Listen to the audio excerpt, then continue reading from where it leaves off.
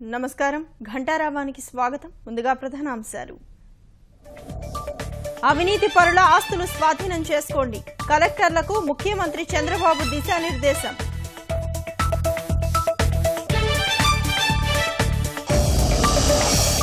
ఇసుక అక్రమ రవాణాపై ఉక్కుపాదం పర్యవేక్షణ కమిటీలు ఏర్పాటు చేస్తామన్న చినరాజప్ప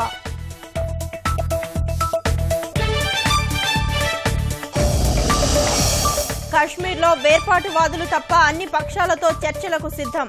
సుప్రీంకోర్టుకు వివరించిన కేంద్రం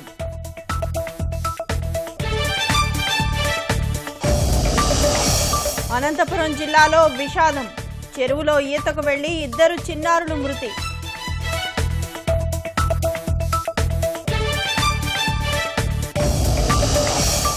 కడప జిల్లాలో పెరుగుతున్న కిడ్నీ వ్యాధిగ్రస్తులు